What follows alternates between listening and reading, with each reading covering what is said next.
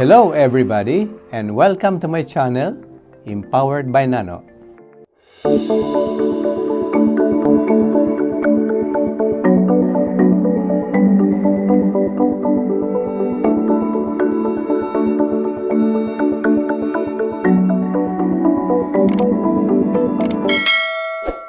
Kumusta mga kaibigan? Sa episode na ito ay pag-uusapan natin muli ang isa sa pinakamalaga ngunit madalas nakakalimutang sektor sa bansa. Ating mga nakatatanda o ating mga senior citizens. Oo, sina lola, lolo, tita at tito. Hindi lang sila karapat-dapat sa diskwento, karapat-dapat din sila bigyan pansin sa isang buhay na may dignidad, suporta at respeto. Sa bawat kanto ng Pilipinas, makikita mo sila.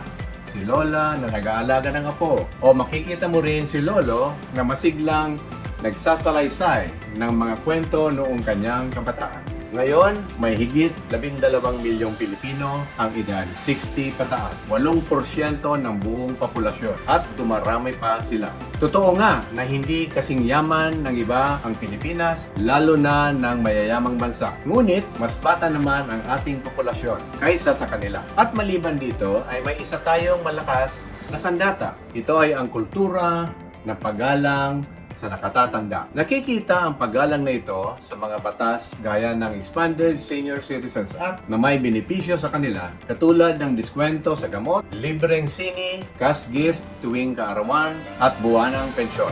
May ayuda rin na nanggagaling sa lokal na pamahalaan. Iba-iba nga lang ang implementasyon. May LGU na galante, may iba nakapost sa budget o leadership.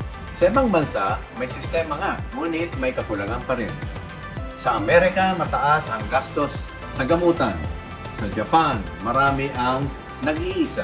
Sa Pilipinas, iba ang samahan. Ang matatanda, hindi lang inaalagaan, sila'y pinapakinggan, niyayakap, at iginagalang. Iba't ibang lugar, iba't ibang sistema, at iba't iba rin ang problema, lalo na ng mga nakatatanda. Salamat at merong naibibigay ng 1,000 piso kada buwan sa mga qualified na senior citizens. Pero, sapat na ba ito? Ang 1,000 piso na social pension ay kulang para sa gamot, pagkain at pamasahe. At kung wala kang makabago at mayamang LGU, wala kang choice dahil kulang ang pondo, pantay ba ang serbisyo? Hindi. Isa pa, kulang ang atensyong medikal para sa kanila. Kaunti ang geriatric doctor. Kulang ang gamit at madalas hindi napapansin ang mental health. Kaugnay nito, noong 2024, ay sinimulang itatag ang gobyerno ang BUCAS Centers sa iba't ibang dako ng Pilipinas. Ang mga sentro ng bagong Urgent Care and Ambulatory Service or BUCAS Centers ay itinatag upang tugunan ang mga pangangailangan sa mga halagang medical at surgical na mga need ay nangangailangan Pilipino.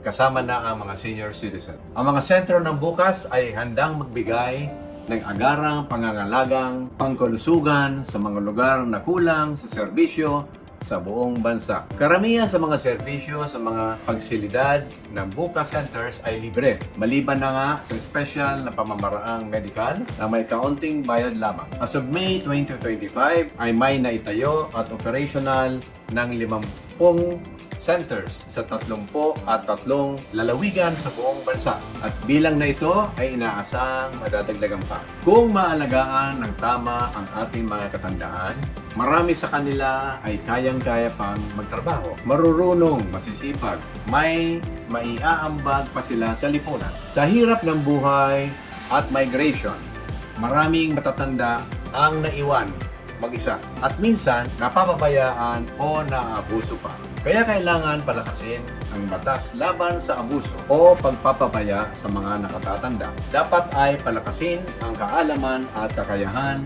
ng mga taga-barangay. Magandang hakbang at malaki ang may tutulong ng National Commission of Senior Citizens para sa isang direksyon at mas konkretong aksyon sa pag-alalay sa ating mga nakatatanda. Ngunit, magiging matagumpay lamang ito kung may budget or sapat na pondo, political will at pagtutulungan ng bawat ahensya ng gobyerno. Ating isa-isip At isa puso na ang matatanda ay hindi pabigat. Sila ay kayamanan, may talino, karanasan at pagmamahal. Ang ating panghuling paalala, hindi lang benepisyo ang kailangan ng mga senior citizens, kundi tunay na suporta, kalinga at respeto. Kung may nakikita tayong seniors sa ating paligid na kailangan ng tulong, atin silang pansinin at tulungan. Suportahan at itaguyod natin ang mga batas at programa na nagbibigay sa kanila ng kalinga.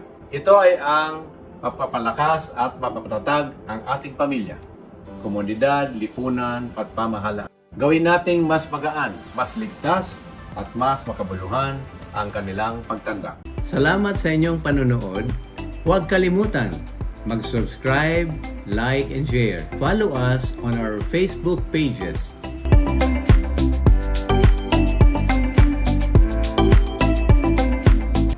Ito po si Nano, ang nagsasabing, stay strong and be empowered.